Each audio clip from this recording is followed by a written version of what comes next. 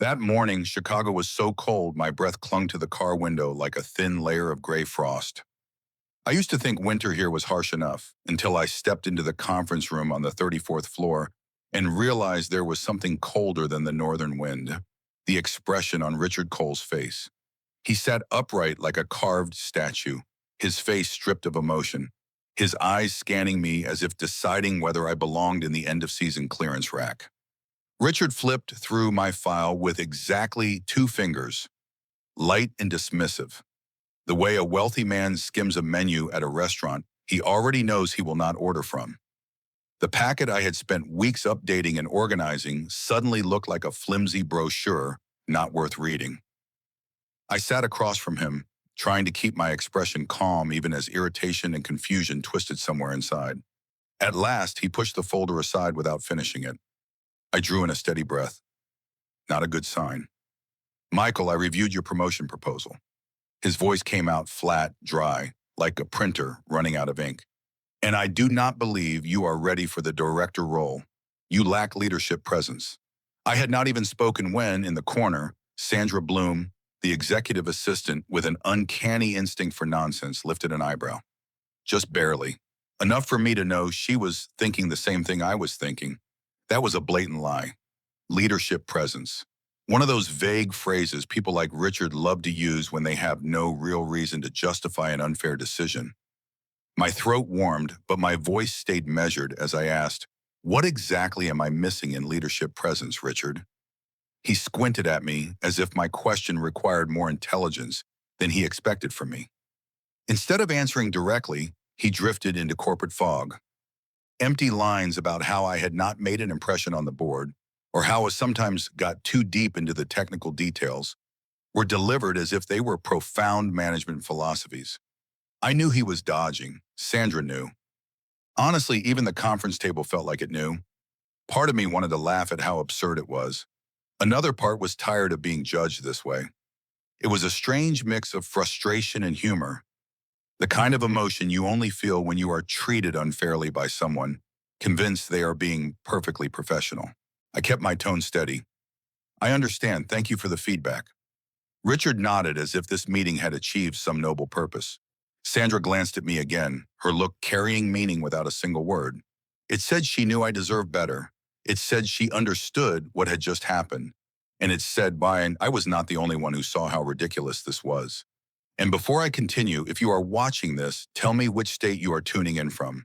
I bet more than a few of you have lived through a moment like this. Maybe with a boss like Richard. Maybe with someone even worse. Who knows, maybe my story just stirred up an old memory for you. When the meeting ended, I walked into the hallway with slow, deliberate steps. I was not angry enough to slam a door. No, I was surprisingly calm. Because in the exact moment Richard rejected me, something else clicked into place. Something I had avoided acknowledging for a long time. I was not angry, I was calculating. And that was the part Richard should have feared, because he thought this meeting was the end of my promotion. But to me, it felt like the start of a new chapter. One Richard Cole would never see coming. If you want to understand why I stayed so calm when Richard turned down my promotion, you have to go back 8 years, to the moment I first joined the company. Back then, the logistics system here was like a storage room where generations of employees had thrown things in, slammed the door shut, and hoped no one ever asked how it worked. No one truly understood how anything functioned. They just knew that when something broke, you called the last person who touched it and prayed they remembered why things were arranged the way they were. I arrived at the height of that chaos. Data files scattered across dozens of folders no one remembered creating. Processes passed down verbally from the old crew to the new crew, each person adding or removing a step. Shipments were delayed, trucks sat waiting for dispatch orders, and customers kept calling. The only thing running smoothly was the blame. I was never a genius, just someone who needed to understand the root of why a system could be that messy. I spent weeks observing quietly, taking notes, asking questions that made people wonder if I was part of internal audit. Then I rolled up my sleeves. Slowly, piece by piece, I retraced the workflows, stitched the data together, rebuilt the operational maps. At first, I only intended to fix a small part, but the deeper I went, the more I found knots that could shut down the entire chain if left untouched. I started documenting everything: a guide for order intake, a guide for inventory checks, a guide for routing and dispatch. Every step, every risk, every exception clearly written out. I did the work that should have belonged to an entire team. But I did not complain. I always believed that if a system gets better, the name behind it matters less than the result. That was before I met Lori Hastings. Lori was a mid-level supervisor, voice soft as a cosmetics commercial, always standing in whatever spot the lighting hit best when there was a camera in the room. I neither liked her nor disliked her, not until I noticed she had a rare talent, standing close enough to someone else's work to grab the credit at the perfect moment. The best example happened during a meeting with Richard. I had spent a full week working with Tommy, the youngest member of the team. Tommy absorbed every detail, took careful notes, and asked questions that revealed exactly where the system was weakest. He was the kind of person any manager would want: eager, curious, thoughtful. We built a new data check process that dramatically reduced input errors. On the day of the presentation, Lori showed up, watched for 5 minutes, tossed in one generic suggestion about improving communication between teams, and left. A month later, Richard announced to the entire department that Lori's initiative had significantly reduced errors. A shining example of leadership presence. I kept quiet. Tommy looked at me with an expression that felt like an apology on behalf of every adult in the room. 8 years at this job meant 8 years of fixing, rebuilding, and finding problems no one else noticed. The better the system ran, the fewer people remembered who stood behind it. A smooth engine tends to make people forget who tightened the bolts. And while I kept things running, my personal life wore me down. Late nights because of emergency meetings, evenings when my daughter was already asleep by the time I came home. One afternoon, I was watching her rehearse for a school performance when my phone wouldn't stop vibrating. Routing failure. Trucks are not receiving orders. I stepped out into the hallway to take the call. By the time I returned, her part was over. That night, she asked why I had been outside while she was performing. I told her my job was very important.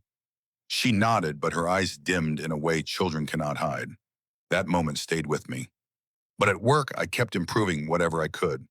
Slowly, the metrics improved, processing times dropped, error rates fell, customer satisfaction rose.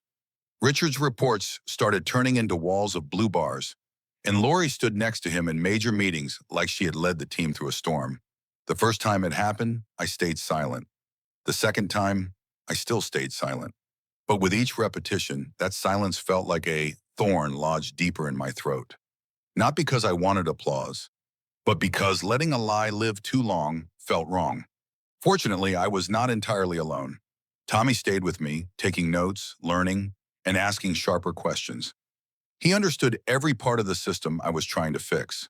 Some nights we sat together after hours, eating instant noodles and reviewing error logs. Whenever he discovered a small tweak that prevented a major failure, he would run to my desk and say, "You see? Your section saved the team today."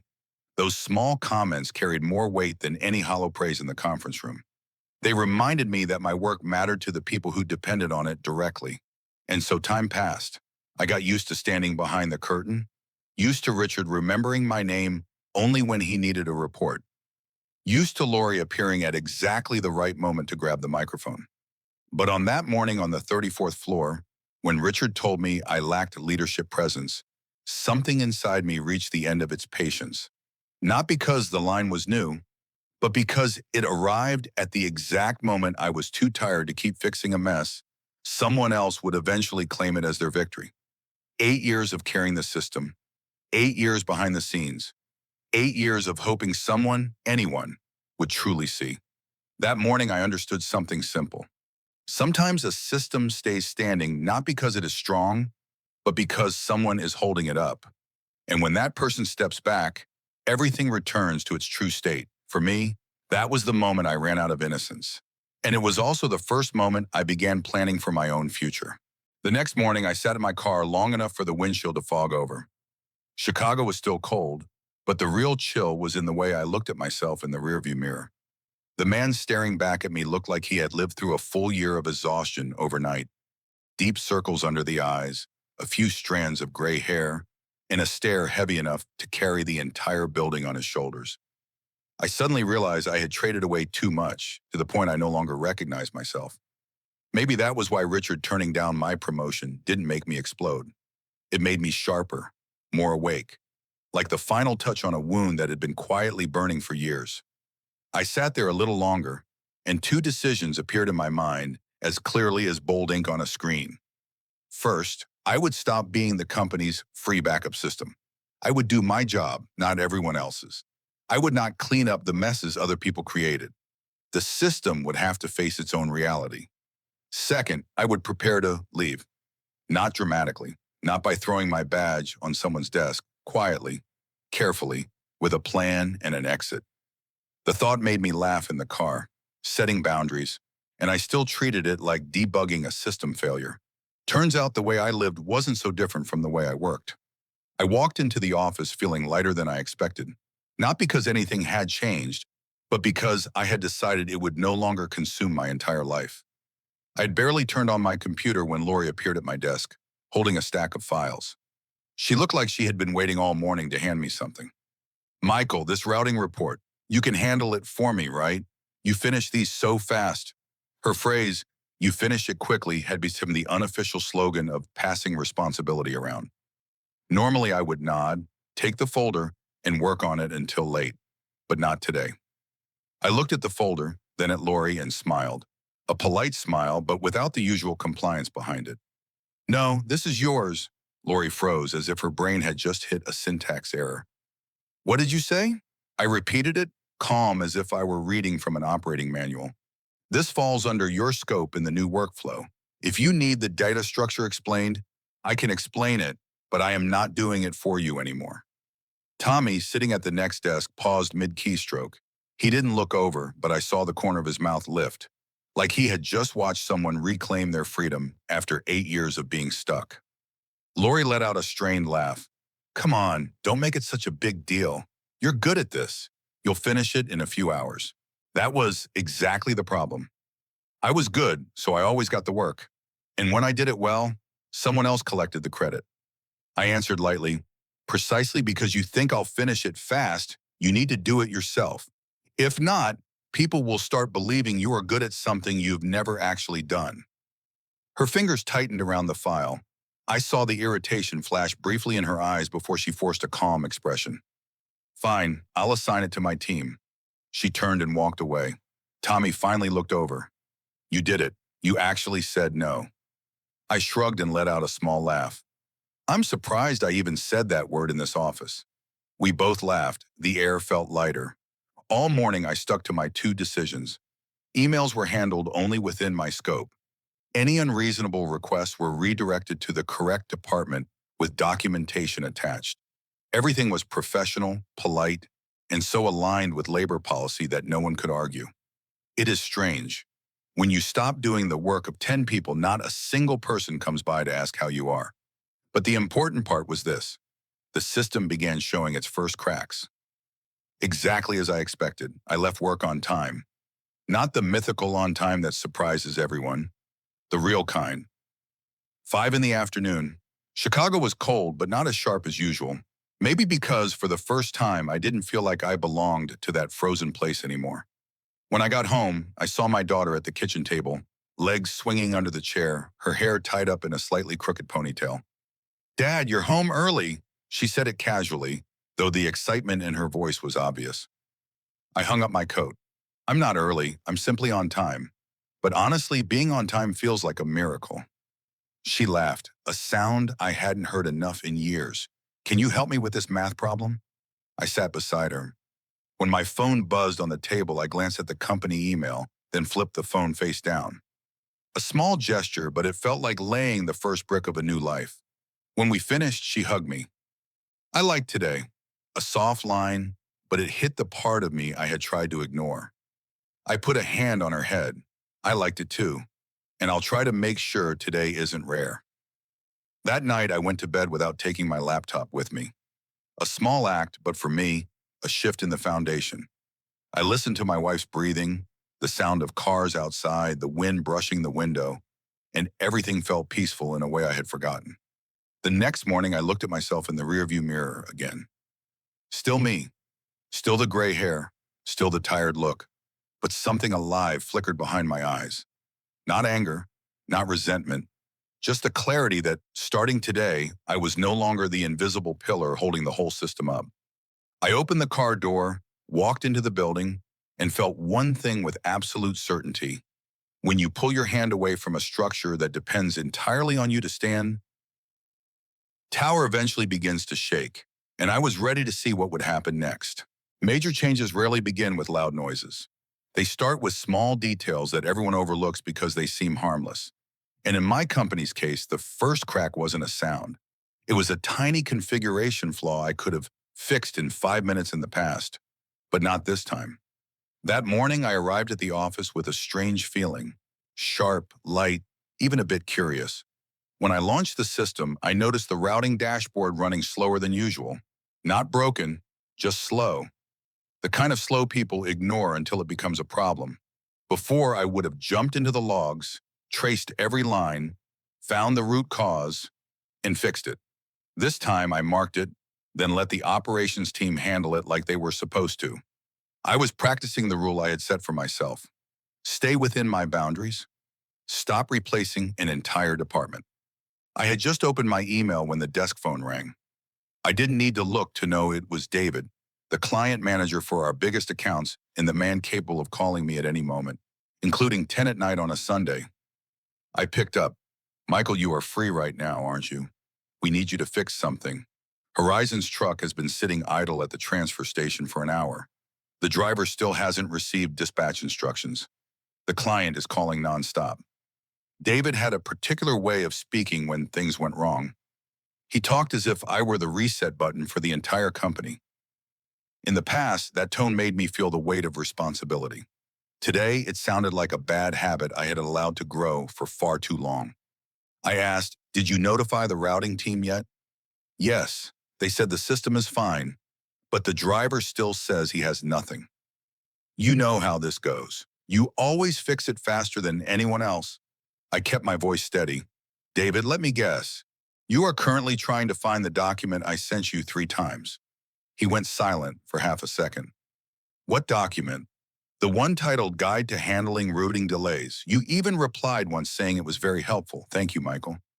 David sighed, and in that sigh, I heard 3 layers of emotion: confusion, embarrassment, and the beginning of irritation at being reminded of his own mistake.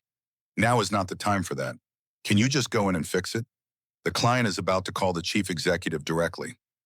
I checked the system status. The bug was real but not serious. Anyone could fix it if they followed the steps in the document. "David, I will guide you, but your team and operations will do the actual work. I am not doing it for you anymore." He practically shouted, "You are serious, completely. But I am not abandoning you. Open the document." He grumbled, but he opened it. I listened to him read, type, and try each step. And surprisingly, the sky did not fall. Within 40 minutes, routing was back. Horizon's truck moved. The client stopped complaining. The system survived. At the end of the call, David said, "Thank you, but it would have been faster if you had done it." I answered, "True, but if I keep doing it, you will never learn how." He hung up without responding. That was fine. Some questions don't need immediate answers. Time answers them better. In the afternoon, Richard called me into the meeting room. He stood in front of a chart like he was analyzing a crime scene. "Michael, I heard routing had an issue this morning. David said you only guided them instead of fixing it yourself." "That is correct.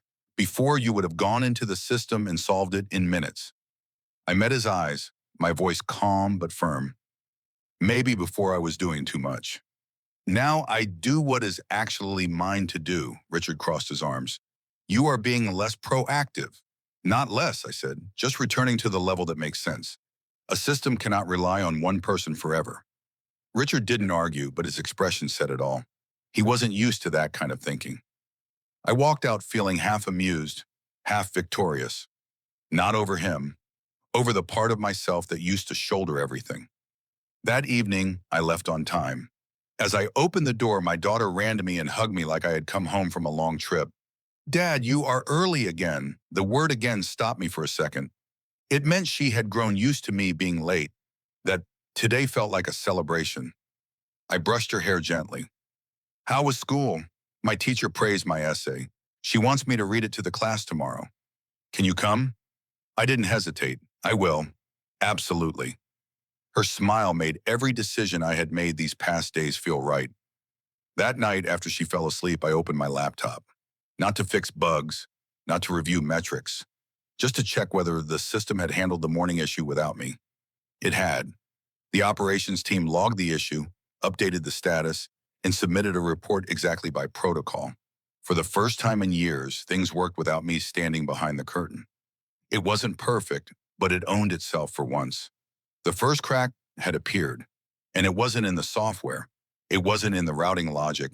It was in the illusion that everything ran smoothly because the system was good. No, things ran smoothly because I was behind it, patching every small flaw. When I stepped back, the truth became obvious. I closed the laptop and leaned back, listening to the wind outside. Part of me worried about tomorrow. Another part felt excited. This was only the first crack. What came next would be much more interesting. The incident that morning was only the warm-up. By the third day after setting my boundaries, the system began revealing fractures I used to patch so quickly that no one ever noticed. Now there was no quiet hand fixing things in the dark. What happened next felt like watching a slow-falling line of dominoes, strangely satisfying in its inevitability. The morning began with a short email from the reporting team. Subject: quarterly data discrepancy detected. The regional numbers did not match operations, off by nearly 10%. In the past, this email would have landed in my inbox within 2 minutes. They believed I had a magic wand that could make the numbers align without anyone taking responsibility. But this time, the email followed the actual workflow. 10 minutes later, I heard rushed footsteps in the hallway, followed by a chair scraping sharply. I didn't even look up. Chaos had officially begun. Near noon, things escalated from messy to critical. A major shipment had been automatically routed to the wrong region. The Atlas load, the company's largest client, was sent south instead of west. The truck reached the wrong warehouse, discovered the mistake, and had to turn back, causing almost half a day of delay. And when hundreds of thousands of dollars hinge on a few delivery hours, everyone scrambles for someone to blame. I was drinking my coffee when Lori sprinted to my desk, out of breath. Michael, please fix this. The quarterly report is about to be sent out, and the numbers are completely wrong. If Atlas sees them, they will cancel the contract on the spot. I set my cup down. Did you read the document I sent last month? The one called End of Cycle Reconciliation. You were the person who approved it. Her face flushed red, but she still tried. Can we not talk about documents right now? I'm overwhelmed. You only need to fix it this one time. Which one time? I asked. The 1000th. She went silent. I continued, my voice calm but sharp. You have your team, the system, and the workflow. If you do not use them, then the problem is not the system. Her expression shifted from pleading to hopelessness. She clearly hoped I was joking, but I wasn't. Tommy walked by at that moment, pretending to examine the delivery timeline on the wall, but I knew he heard everything. He glanced at me with a respect almost unheard of in that office. Early afternoon, I heard David shouting from the hallway. Michael, this is too big. They called me directly. Atlas said that if there is another delay, they will consider moving their entire contract elsewhere. He rushed over and gripped the edge of my desk like a man trying to climb out of a sinking ship. I told them you always fixed it before. Now they want you on the call to explain. Explain what? I asked. The system is working exactly as it was built. The only difference is that I am no longer fixing things before they explode. David exhaled, shaking his head. I know, but they do not care. They only want results. So do I said. And to get real results, people need to use the system instead of using me. He had no response. He walked away with the heavy helplessness of someone who had lived too long in another person's shadow and now had to stand alone. Around 3, Sandra sent me an internal message. Richard called an emergency meeting. You should be there. I stepped into the room and felt the tension so thick it was almost visible. On the large screen was a list of failures: incorrect reports, wrong routes, customer complaints, system slowdowns, and harsh emails from two major clients. Richard stood in the center, face pulled tight like a violin string. David looked like he had not slept for 3 nights. Lori sat slumped, avoiding eye contact. Tommy stood along the wall with his notebook in hand. Richard began, "We have a crisis. The system that used to be stable is now failing repeatedly. I need to know what is going on." The reporting team blamed operations. Operations blamed the system. David blamed reporting. Lori blamed the workload. In short, everyone blamed everyone except the people who should have been responsible. Sandra glanced at me, her eyes saying only one thing: "It is time." Richard turned to me.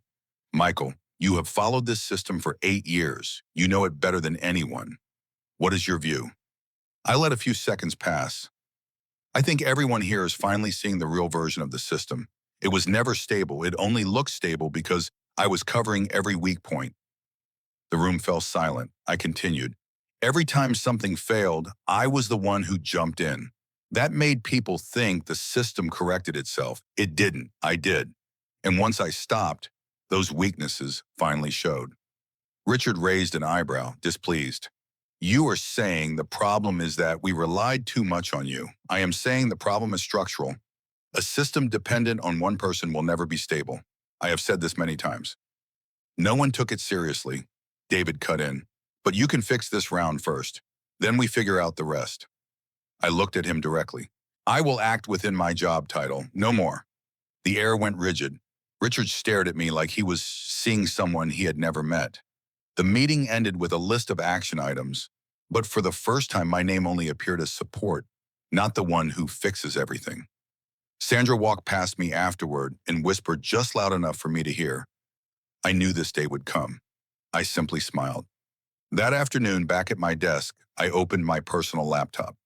The jobs section I had checked a few days earlier had become my next direction. I updated my resume, listed my real achievements, and described the system I had built from the ground up. I sent applications to 3 places: a logistics corporation expanding its network, a startup looking for someone to optimize operations, and a larger organization planning a full rebuild of its systems. When I hit send, I felt no fear, no hesitation. Only one feeling remained: the freedom of someone finally stepping out of the circle he himself helped create. The domino storm inside the company kept spinning, but for the first time in 8 years, I was no longer standing at the center of it. I stood outside, watching and preparing to see where my future would open next. The first message that hinted my life might be turning onto a new path did not come from Meridian. It arrived in my personal inbox, a simple email buried beneath system alerts, error reports, and urgent meeting reminders. Its subject line was short and almost bright amid all the chaos: invitation to interview for the role of Director of Operations Architecture. I read it slowly, like someone who had just found an emergency exit in a building smoldering from the inside. The sender wrote that they had reviewed my resume carefully and were especially impressed by how I rebuilt Meridian's operations with a small team and a limited budget. They wanted to hear more about my philosophy on building systems that do not rely on a single person. What made me a problem at Meridian was considered vision somewhere else. I let out a small laugh, the kind that comes when someone finally sees you clearly after 8 long years. The video interview was sharp and efficient. The person speaking with me was their head of operations. He did not ask empty questions about strengths or weaknesses. Instead, he asked the kind only people who have done the real work ever know to ask. When you redesigned the routing system, by what percentage did operational costs drop? When you cross-trained your teams, what method did you use to keep consistency? If you disappeared for 3 months, would your system continue running? I answered each question clearly, realizing something surprisingly profound. For the first time in years, I was talking to someone who understood the true nature of what I did. At the end, he said they were serious about finding someone who could rebuild their operational structure from the ground up. When I ended the call, I stared at my reflection in the black screen. I looked lighter, brighter, more resolute. There was no reason left to delay. That evening, after my daughter had fallen asleep and the kitchen was filled only with the soft hum of the dishwasher, I sat down and opened the resignation form. I wrote it calmly, saying I valued my 8 years at the company, but had reached a plateau. I needed an environment that recognized real effort and allowed me to build sustainable systems. I committed to a full handoff during the notice period. No accusations, no bitterness. A clean letter, the kind of ending I wanted, clear and decisive. The next morning, I slipped the letter into a folder and walked into the office. Tommy passed my desk, noticed me adjusting my tie and organizing my workspace, and looked at me with a perceptiveness sharper than his age suggested. "Something big, huh? You look serious. Some things need to be handled," I said. He studied me a bit longer, then nodded. "If it were me, I would have left a long time ago." I laughed quietly. "I know. And I probably should have too." I walked to Richard's floor. Sandra sat at her desk typing with the speed of someone who knew every rhythm of every crisis happening inside these walls. When I approached, her eyes flicked to the folder. She didn't ask, but the look said enough. She knew it wasn't a report. I knocked. Richard told me to come in. He looked exhausted, worn down by the string of failures over the past days. I placed the folder on his desk. "I am submitting my resignation." The air dimmed as if someone had switched off a light. Richard opened the folder, reading each line slowly. His eyebrows drew together. "You picked the right time. The company is in trouble, and you decide to leave. I am not leaving. I am resigning by policy." "I still have 2 weeks," I said. He set the letter down. "You think other companies will accept you without question? They will ask why you left during a crisis. What will you say?" I stayed steady. "I will tell the truth. The system did not fall because I left. It simply revealed its real condition when I stopped covering its structural weaknesses. No one leaves a place that is truly functioning well. And if this place were as stable as you always claimed, I would not need to write this letter." Richard spoke a bit more sharply. "So you want to blame me?" "No," I said. "I am talking about responsibility. For 8 years, I warned about the risk of depending on one person. I proposed cross-training, decentralizing, and restructuring. You treated them as things that could be postponed. And now that everything has broken exactly where I said it would, you ask why I am leaving." Richard crossed his arms and shifted his tone. "I heard that when David called this week, you only guided him instead of fixing the issue. And Lori said you refused to handle the quarterly report. I supported them. I no longer do their work for them. Those are two very different things. And if someone in a supervisory role cannot tell the difference, that is not my fault." Richard leaned back. "Suppose I told you I am reconsidering your promotion. Suppose I said that after we survive this phase, we can reopen the opportunity for you." I let out a soft laugh. "You are telling me that after I clean up the mess caused by avoiding root fixes, you might offer me a chair you previously said I was unfit for." "I will pass. I do not use a resignation letter as a bargaining chip." Richard went quiet, then said the familiar line of someone losing control. "You will regret this." "Maybe, but staying would guarantee regret. I choose the unknown because what I already know gives me no reason to stay." I stood, straightened my tie. Richard stared at the letter but didn't touch it again. When I opened the door, Sandra looked up, her eyes brightening with the quiet recognition of someone watching another person finally save himself. As I walked past, she whispered just loud enough for me to hear. "Good for you," I smiled. For the first time in 8 years, I felt I had finally done the right thing. The final days of my time at Meridian felt unlike any stretch in my 8 years there. I was no longer pulled into emergency calls, no longer the default fixer for every nameless problem. Instead, I spent my time sorting the knowledge I had carried alone and handing it to the people who should have had it all along. It was not easy work, but it was the last thing I could do for this place before I stepped away. I opened every old document, every annotated line of code, every tangled workflow only I still remembered by heart. Tommy sat beside me in the small meeting room, taking notes so fast I had to remind him to drink water. I explained each part, from how the system calculated routing priority to how to check logs during delays. Tommy asked thoughtful questions, the kind I used to wish someone had asked years ago. Lori appeared at the door with her laptop in hand, her expression more hesitant than usual. She said she wanted to join the handover sessions to understand the workflows she had relied on for far too long. The honesty in that surprised me. I did not mock her, but I did not soften the truth either. I told her that the more she understood the system, the easier it would be for her to lead her team. She nodded in a way that made it clear she had known this truth for a long time but never faced it. There was shame in her eyes, but also relief. That blend always accompanies the moment someone realizes they were wrong, but still has a chance to correct themselves. When I opened the main documentation file, more than 200 pages long, David walked in. He stared at the screen, wide-eyed. "You read all that?" I answered. "I also wrote it." He stepped back as if he had just witnessed something impossible. He flipped through a few pages, glancing at me like he was trying to figure out whether I was human or machine. "How did you tolerate this?" I shrugged. I didn't. I just didn't want others to suffer the consequences of not having a process.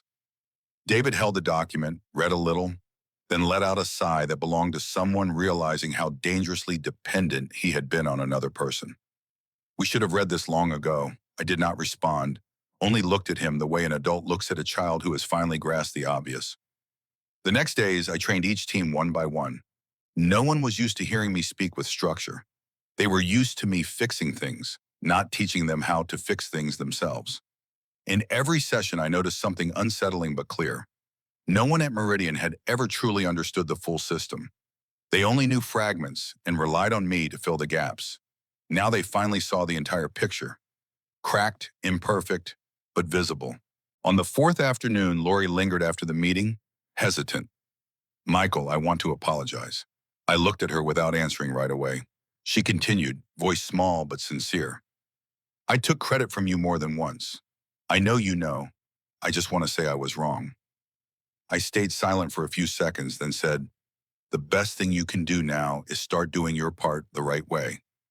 Lori nodded slowly as if memorizing each word. Big changes rarely arrive with fireworks. They arrive through moments like that. My final day came faster than I expected. The office was still loud with emergency meetings, but no one came running to my desk. Maybe they understood I was truly leaving. Maybe they were finally trying to stand on their own. Either way, it was what I wanted. Tommy came in early, carrying a stack of handwritten notes. He placed them on my desk. "You know," he said, "you taught me more than college ever did." I laughed. It was the kind of compliment anyone wants to hear but never expects. I tapped his shoulder. "Tommy, you have a good mind. You will go farther than I ever did. Just remember one thing. No one in this system should ever become a superhero for the entire team." He nodded, more serious than usual.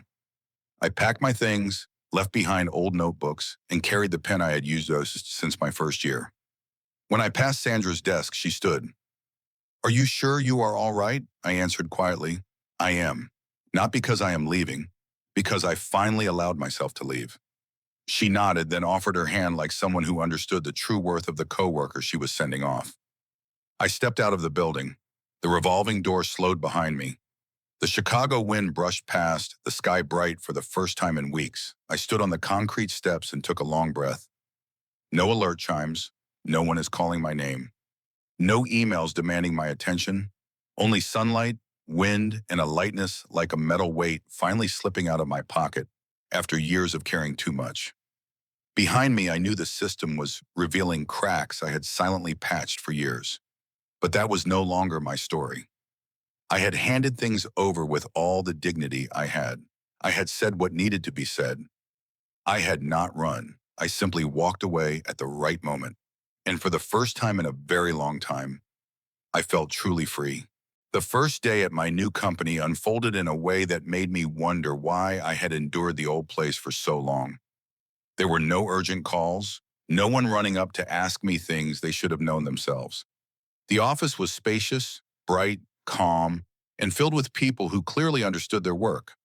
When I stepped into the meeting room, the chief executive stood up first and reached out his hand. "Great to finally meet you in person. I read all your analyses on operational structure. To be honest, we need someone with real experience, not someone who only sounds impressive." I nodded, feeling seen in a way I had not felt in 8 years. The morning passed with the right questions and responsibilities assigned in ways that made sense. No one asked me to fix something remotely because they did not want to read a workflow. They wanted to hear my thoughts, to understand why operations must begin at the foundation instead of polished reports. I showed them a few diagrams I had brought, and instead of dodging responsibility, they asked how we could take the ideas further. I was not used to that, but it felt so freeing. It was like shedding an invisible weight Meridian had hung on my shoulders for years. Early afternoon, my phone buzzed. A message from Tommy. You have been gone 3 days and the office is like a blackout. Reports delayed. 2 clients are yelling. Richard is in nonstop meetings. Lori is so quiet that she is afraid her own breathing will get noticed. I almost laughed, not because I wanted the place to fall apart, but because the truth had finally become visible. When you build a system that depends on one person, it only runs as long as that person stays. Once I left, everything simply returned to its actual state. A few hours later, Sandra messaged me privately. Just so you know, the biggest client sent a formal notice demanding contract review after 3 late deliveries this week. The board is questioning Richard. The local news is running a segment about delays in the distribution network. Sandra was not the type to enjoy someone else's failure, so the message was not sent out of spite. It was a reminder that my warnings had never been exaggerations. They were simply ignored for too long. That evening, as I reviewed new reports, a notification from my old work email popped up. The sender's name made me raise an eyebrow. Richard, hello, Michael. The situation here is extremely chaotic. I am sure you have heard some of it already. I hope you can help us one more time. I know there may have been misunderstandings but the company truly needs your experience. If you can look at a few workflows or suggest temporary steps, we would be very grateful. It was a long email, almost a plea. I read it slowly from start to finish, feeling a mixture of amusement, fatigue, and a faint sadness for someone who could have done better if he had simply listened. I replied with one line. I wish you and the team the best. I am no longer part of Meridian and will not be involved in operational decisions. After sending it, I turned off the old email notifications entirely. That world was no longer mine to carry. I walked down the long hallway of my new office. The overhead lights were steady, and the space was so peaceful I forgot what it felt like to always brace for something to go wrong.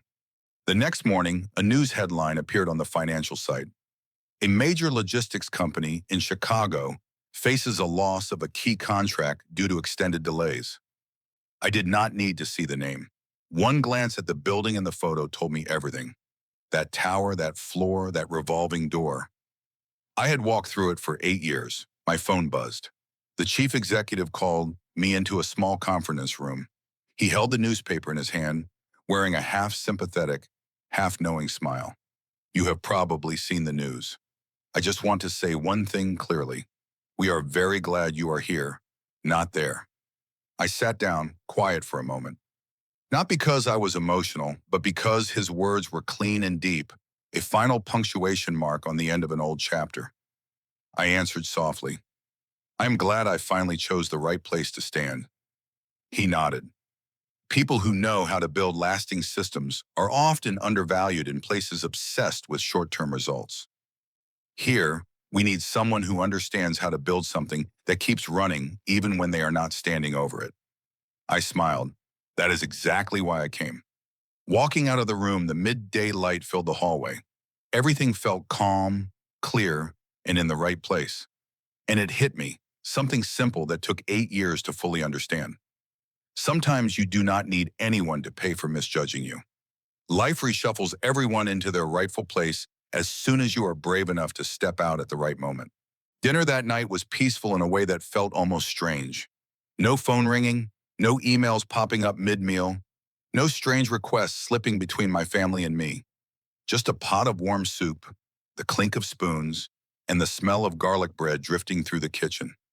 My wife sat across from me, and my daughter told stories from school that were always 3 times longer than the actual events, which somehow made them sweeter.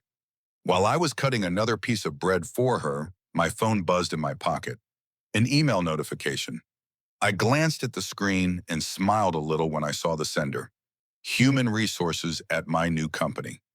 I opened it, and the first line made the room feel a little brighter. Congratulations, Michael Harris. The board has approved the title of Director of Operations Architecture. I read it again and then set the phone down without saying a word. Maybe I just wanted to hold the moment for myself a few seconds longer. After 8 years of being undervalued, after 8 years of being used but rarely seen, after 8 years of proving my worth through action instead of recognition, that single line arrived like a small breeze, yet strong enough to sweep away the weight of the world I had just walked out of. My wife looked at me with the kind of knowing she had developed over years of watching every small shift in my face. What happened? I said, they officially confirmed the new title. She smiled in that quiet way people do when they rest a hand on your shoulder without needing to touch you. My daughter stopped eating and looked at me more seriously than her age should allow. Are you happy? I looked at her small face, those eyes waiting for a true answer, not a polite one.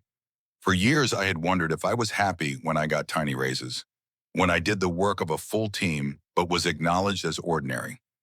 I had been satisfied with finishing the work, but I had not been happy for myself. I placed a hand on her head. I am happy because I finally chose to live as myself. It was not a grand philosophy. It was just the truth. I did not need to defeat Richard. I did not need to prove anything to Lori. I did not need to argue that I deserved more. All I needed was a clear boundary and the courage to live by it. Once I did that, everything else fell into place on its own. The next morning, I received an email from Tommy. He sent a photo of a chaotic whiteboard in a meeting room with a caption, "Just for you to know, they are trying to rebuild the workflow.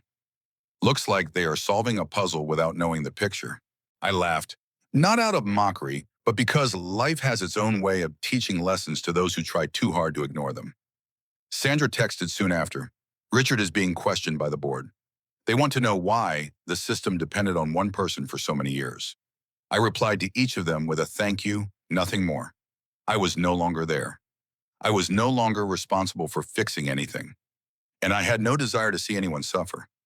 The truth is, once you leave a room, you do not need to stand outside watching who stumbles into the table legs. You just keep walking. At noon, the chief executive called me into his office. He handed me a cup of coffee and said, "I looked at your file again this morning. The way you left your old place, the way you drew your boundaries, the way you handed things off with dignity, it all tells me we hired the right person." I answered, I was not trying to prove anything. I just did not want to do the work of a full team while living like I was invisible. He nodded. "That is exactly what makes you different from most people I have met. The more capable someone is, the less they talk about themselves. But when they need to leave, they leave with absolute clarity." He was not wrong. Those 8 years had not turned me into a hero. They had taught me one simple truth. If you do not set your own value, others will always set it lower. That afternoon, I stood by the window on the 14th floor, watching the lines of cars moving through the city.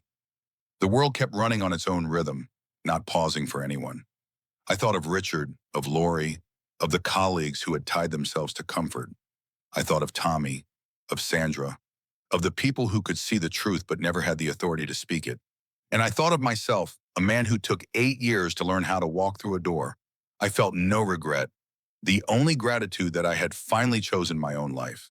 If you hear this story and see yourself in it, or someone you care about, subscribe to the channel. Not because I need the numbers, but because the next story might arrive exactly when you need it most. Just like the call from my new company came on the day I thought no one would ever see my worth again. Life has its timing. All you need is enough clarity to notice when a door opens. And when it does, I hope you dare to walk through.